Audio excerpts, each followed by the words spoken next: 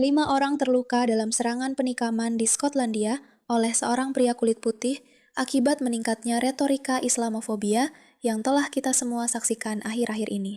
Dan sebelum kamu berkata, bagaimana kamu tahu ini tidak ada hubungannya dengan Islamofobia terhadap Muslim? Mari kita lihat apa yang dikatakan penyerang, si penikam, beberapa detik setelah dia ditahan. Terima kasih banyak atas dukungan Anda kepada negara dan kepada para pria yang melakukan itu. Terima kasih kepada dua anak muda kita.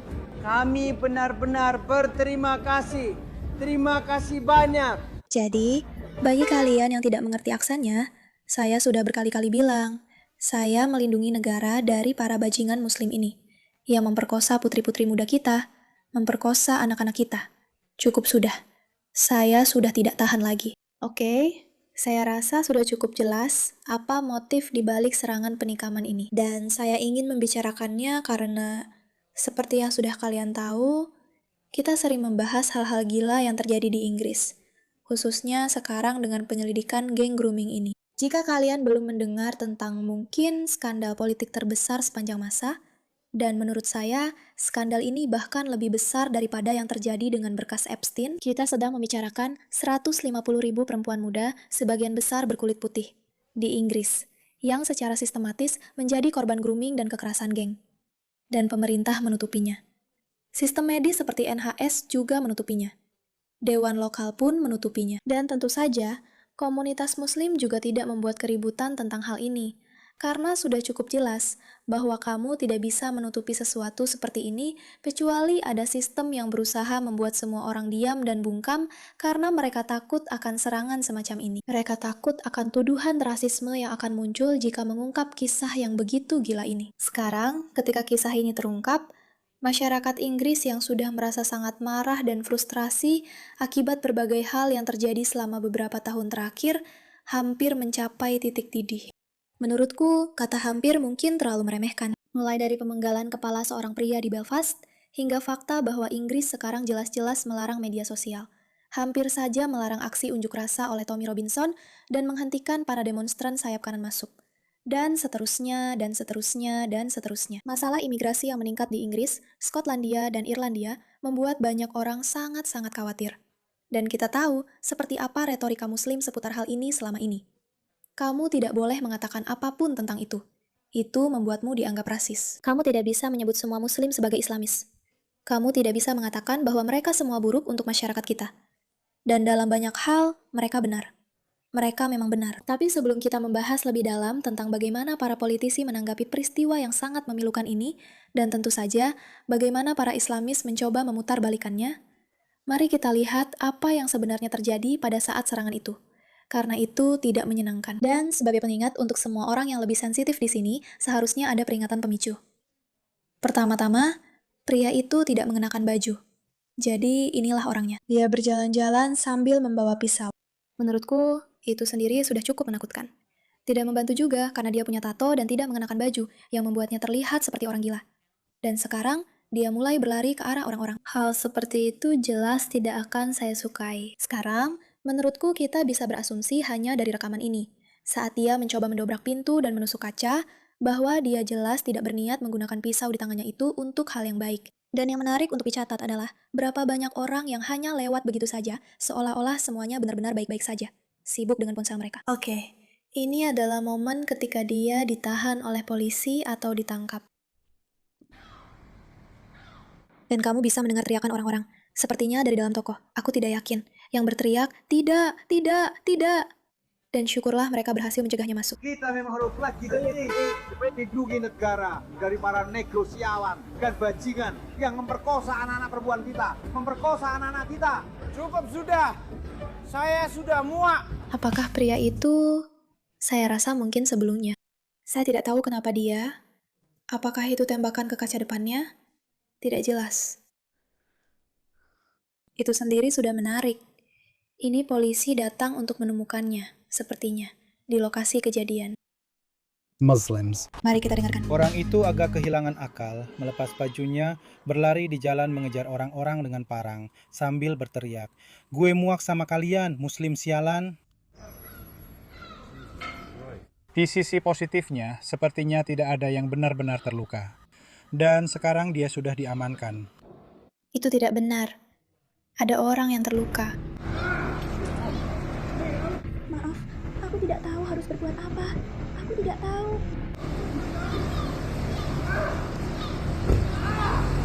Jadi itulah video tentang apa yang sebenarnya terjadi di acara tersebut.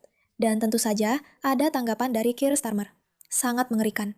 Tidak ada seorang pun yang seharusnya menghadapi kekerasan di jalanan kita. Pelaku ini tampaknya termotivasi oleh kebencian terhadap Muslim. Saya tidak akan mentolerir hal ini. Dia akan ditindak dengan tegas sesuai hukum. Pikiran saya bersama mereka yang terluka. Dan saya berterima kasih kepada polisi serta layanan darurat atas respon mereka. Sekarang, jika kamu hanya melihat ini, kamu mungkin akan berpikir, oke, menurutku itu adalah tanggapan yang cukup tegas dari seorang Perdana Menteri. Seorang Perdana Menteri yang mungkin saja akan mengundurkan diri minggu ini. Tapi itu adalah pembahasan untuk lain waktu. Itu masuk akal. Kamu memang seharusnya mengatakan bahwa segala bentuk serangan rasis yang ekstrim sangat bermasalah. Menurutku, masalah yang orang-orang miliki dengan Keir Starmer dan cuitan ini bukan pada isi cuitannya sendiri, melainkan pada standar ganda yang sedang terjadi. Karena aku ingatkan lagi, kita sudah melihat banyak sekali hal-hal yang sangat-sangat serius yang bersifat anti kulit putih terjadi dalam beberapa minggu dan tahun terakhir. Tapi orang-orang kurang mengetahuinya, atau media juga jarang memberitakannya. Dan Keir Starmer cenderung agak diam soal ini. Tidak benar-benar mengeluarkan pernyataan bahwa hal ini harus ditindak dengan tegas sesuai hukum. Tentu saja Tommy Robinson yang akan mengungkapkannya, kan? Kota yang sama. Hanya berselang 90 hari. Satu dianggap sebagai masalah kesehatan mental karena pria ini melakukan sesuatu yang sangat buruk. Dan satu lagi akan diproses sepenuhnya sesuai hukum. Tommy Robinson tidak pernah menahan diri soal hal-hal seperti ini. Tapi aku ingin membicarakan Mehdi Hasan, karena cara Mehdi benar-benar menggiring narasi soal kasus ini, memberitahu kita semua yang perlu kita ketahui. Pertama-tama, serangan seperti ini adalah hal yang tidak diinginkan siapapun. Tidak ada yang menginginkan kekerasan apapun di jalanan mereka, kecuali mereka adalah orang yang benar-benar tidak sehat. Kebanyakan dari kita tidak ingin berjalan di jalanan dan harus menghadapi kenyataan bahwa seseorang mungkin menikam kita, mungkin memperkosa kita, mungkin menyerang kita, mungkin memukul kita, mungkin menyemprot kita dengan semprotan merica, atau mungkin menembak kita. Kebanyakan manusia merasa seperti itu. Sekarang, itu adalah sesuatu yang benar-benar telah dijadikan senjata.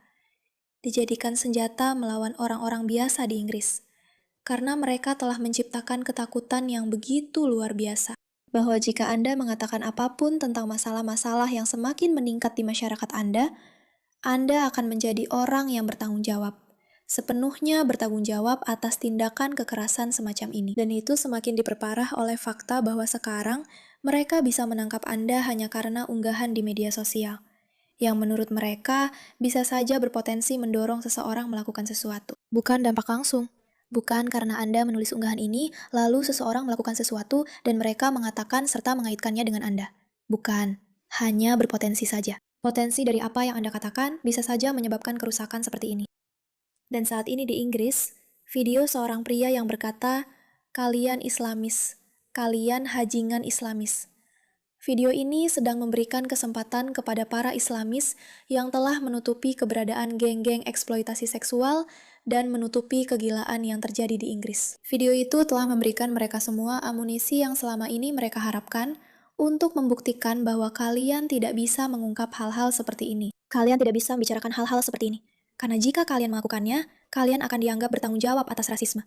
Dan menurutku, contoh terbaik dari hal ini adalah Mehdi Hasan. Bagi kalian yang belum tahu, Mehdi itu kalian tahu, aku juga kurang tahu. Dia semacam influencer, komentator, atau tokoh di dunia maya. Dan tentu saja, dia adalah seorang Islamis. Sekarang, beberapa hal yang pernah dia ucapkan di masa lalunya sangat-sangat buruk. Tapi dia punya aksen Inggris, dan dia suka menampilkan dirinya seolah-olah dia benar-benar mendukung orang-orang Inggris. Dan tentu saja, dalam hal itu, dia mendorong sebisa mungkin bahwa pengambil alihan Islam di Inggris dan semua yang terjadi dengan geng-geng grooming sebenarnya tidak terlalu bermasalah. Tentu saja, itu hanya media yang berbohong kepadamu dan mencoba memanipulasimu, dan sebagainya. Jadi, mari kita baca bagaimana dia membicarakan peristiwa ini. Ini adalah terorisme anti-muslim yang dihasut dan dinormalisasi oleh orang-orang yang berkuasa. Namun tidak ada yang mau membicarakannya atau menganggapnya serius. Memalukan. Tentu saja, beginilah BBC Europe News melaporkannya. 5 orang terluka dalam dugaan serangan anti-muslim saat seorang pria bersenjata berkeliaran di jalanan Edinburgh. Kalian semua sudah melihat video yang kami buat tentang bagaimana BBC suka melaporkan sesuatu. Ingat, ketika ada seorang migran Islamis yang mencoba memotong kepala seorang pria kulit putih di jalan, dan mereka memposting berita konyol seperti percobaan penusukan, kalian tahu, di jalanan Belfast. Padahal kita semua tahu persis apa yang sebenarnya terjadi. Pastikan kalian memperhatikan bahwa di sana, mereka tidak akan pernah mengatakan bahwa ini adalah serangan anti pria kulit putih. Di sini, mereka sangat senang mengatakan bahwa ini adalah serangan anti-muslim. Karena itu, sesuai dengan retorika yang sudah lama mereka dorong. 5 pria terluka dalam serangkaian serangan yang diduga anti-muslim. Seorang pria bertelanjang dada terlihat berkeliaran di jalanan Edinburgh. Laporan besar dari BBC mendapat informasi bahwa serangan itu kembali dimulai di dekat sebuah masjid di bagian barat kota, di mana 2 pria terluka pada Jumat malam. Rekaman yang diposting di media sosial tampaknya menunjukkan pria yang sama merusak sebuah pom bensin dan memukul pintu sebuah restoran pizza beberapa mil jauhnya di Latham Walk sebelum akhirnya ditahan di tanah oleh polisi. Menarik bahwa video yang kita tonton di mana kaca depan pecah, mungkin dia yang bertanggung jawab atas hal itu. Dan inilah cara Sky News melaporkan peristiwa tersebut. Seorang pria telah ditangkap setelah serangkaian serangan brutal di seluruh Edinburgh yang menyebabkan 5 orang terluka. Polisi mengatakan insiden yang melibatkan penyerangan, ancaman, perampokan dan vandalisme dilaporkan di beberapa bahagian kota. Petugas anti-teror kini memimpin penyelidikan. Asosiasi Masjid Skotlandia mengatakan umat Muslim menjadi sasaran dan hal ini membuat komunitas tersebut terkejut. Kelompok tersebut mengatakan dalam sebuah pernyataan, serangan di Edinburgh juga merupakan yang terbaru dalam pola mengkhawatirkan berupa permusuhan dan kekerasan yang ditujukan kepada umat Muslim, masjid, dan institusi Islam di seluruh Skotlandia. Dalam beberapa bulan terakhir, komunitas telah menyaksikan masjid-masjid menjadi sasaran, insiden rasis yang ditujukan kepada komunitas Muslim, dan peningkatan retorika anti-Muslim secara lebih luas, baik secara daring maupun luring. Ada rasa terkejut, cemas, dan marah yang mendalam di dalam komunitas Muslim di seluruh Edinburgh dan Skotlandia hari ini. Serangan-serangan terbaru ini sangat mengganggu. Namun, kejadian ini tidak terjadi begitu saja tanpa sebab. Tentu saja, langsung. Cara mereka akan merespons hal ini adalah, kalian tahu, ini semua adalah tanggung jawab kalian. Ini salah kalian. Sekarang, alasan saya merasa frustrasi tentang serangan ini, selain dari fakta bahwa jelas tidak ada seorang pun yang ingin ada orang yang ditusuk di jalanan, dan menurut saya itu adalah cara yang sama sekali tidak dapat diterima untuk menyelesaikan apapun. Namun, saya pikir itu bukanlah cara orang Skotlandia. Biasanya, itu adalah kelompok lain yang berperan sebagai korban di sini. Dan mereka memang benar menjadi korban. Mereka adalah pihak yang diserang dalam kejadian ini. Dan inilah alasan mengapa cerita ini membuat saya kesal. Karena ini memberi mereka semua amunisi yang mereka butuhkan untuk membalikan cerita ini dan membuatnya terdengar seolah-olah semua yang sedang terjadi dengan pengungkapan saat ini tidak benar. Ini tidak ada hubungannya dengan 250.000 gadis itu. Ini juga tidak ada hubungannya dengan pengambil alihan yang kita semua lihat di kota-kota kita. Ini hanya tentang kalian yang ingin menyakiti kami. Kalian yang ingin melukai kami. Ini tentang kekosongan yang telah kalian ciptakan. Dan itu sangat buruk, berbahaya, dan bermasalah. Dan disitulah saya punya masalah dengan cerita ini. Karena meskipun cerita tentang seorang pria yang pergi dan menikam 5 orang itu sangat mengerikan dan konyol, itu sama sekali tidak menghapus kedilaan yang telah kalian lihat di seluruh Inggris dengan meningkatnya gerakan Islamis. Itu sama sekali tidak meniadakan dirinya sendiri. Namun sekarang mereka menggunakan ini sebagai bukti bahwa kamu tidak bisa mengatakan apapun tentang komunitas Islam.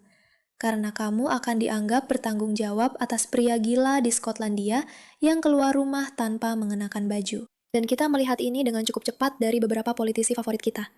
Ada Syabana Mahmud. Saya sangat terkejut dengan berita serangan di Edinburgh. Saya berterima kasih kepada polisi dan layanan darurat atas keberanian mereka. Tersangka tampaknya termotivasi oleh kebencian terhadap Muslim. Tidak ada tempat untuk kebencian dan kekerasan terhadap Muslim. Saya tahu, itu bukan siapa kita sebagai sebuah negara. Ngomong-ngomong, ingat serangan terhadap Yahudi? Berapa lama waktu yang dibutuhkan untuk menyatakan bahwa ini memang sengaja ditujukan kepada orang Yahudi? Jelas, butuh waktu sangat lama. Sangat lama. Dan kamu punya Rupert Lowe yang merespons bersama Henry Novak dan Belfast. Jangan lupa, kenapa dia mengatakan itu? Dia seperti, lihat, mereka akan mencoba mengalihkan perhatianmu dari semua yang sedang terjadi. Mereka akan mencoba mengalihkan perhatianmu dari geng-geng grooming dan dari apa yang terjadi pada Henry Novak, orang kulit putih yang dibunuh karena kekerasan polisi. Dan di Belfast, di mana kepala seorang pria hampir dipenggal. Mereka akan membuatmu fokus pada cerita ini daripada cerita itu. Jangan lupakan masalah sebenarnya di sini. Pria ini sangat buruk. Ini tidak bisa diterima. Tidak ada yang benar dari tindakan ini. Tapi mereka ingin kamu terjebak dalam retorika anti-Islamofobia untuk meyakinkanmu agar tetap diam. Tentu saja, kita punya orang yang paling tidak kita sukai di dunia ini, yaitu Bushra Shaikh. Apa yang terjadi di Edinburgh seharusnya menjadi pembahasan setiap orang. Saya harap Rupert Lowe, Richard Tice, Elon Musk, Tommy Robinson, dan seluruh industri kemarahan anti-Muslim merasa bangga pada diri mereka sendiri. Saya benar-benar muak dengan kebencian setiap hari. Sudah cukup. Benar-benar cukup untuk kalian semua. Bagi kalian yang belum tahu, ini adalah seorang perempuan yang pergi ke Iran untuk mempromosikan Republik Islam. Dan menurut saya, Itu sudah cukup menjelaskan siapa sebenarnya perempuan ini. Jadi, pria ini melakukan pembunuhan secara brutal di Edinburgh, menikam, menyerang setidaknya 5 orang.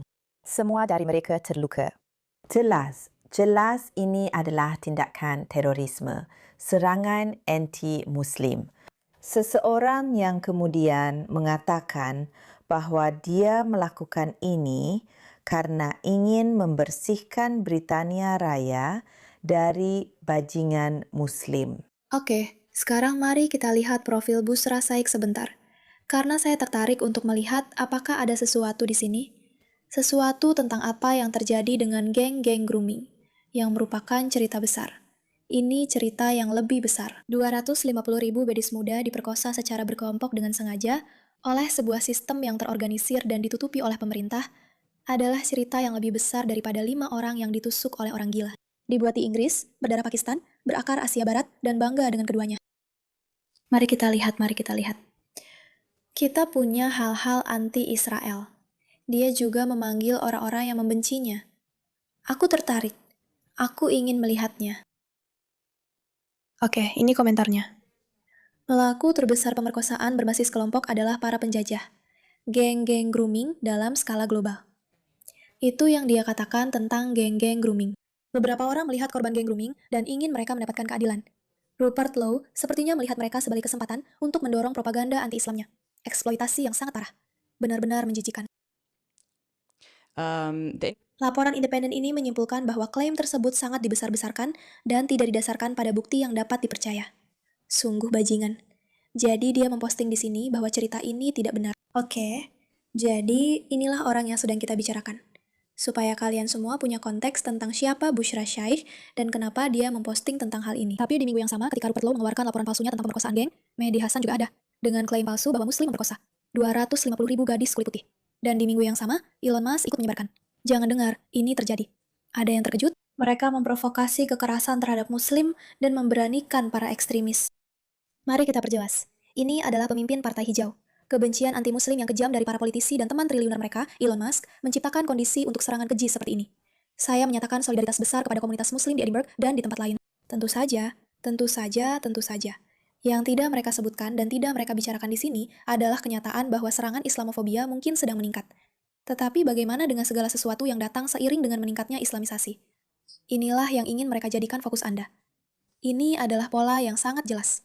Ini adalah retorika yang sangat jelas. Lihat, kita akhirnya bisa membuktikan bahwa membicarakan soal geng eksploitasi seksual itu berbahaya bagi Anda.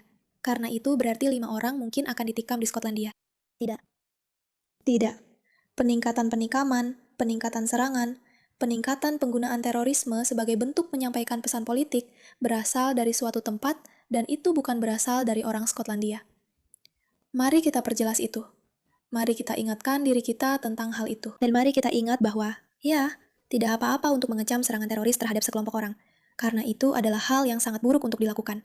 Dan tidak ada seorang pun yang seharusnya menikam siapapun, menyerang siapapun, atau menerobos properti siapapun.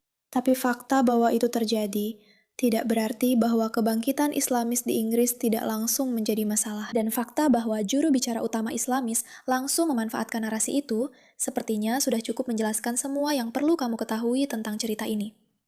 Terima kasih atas perhatianmu terhadap masalah ini.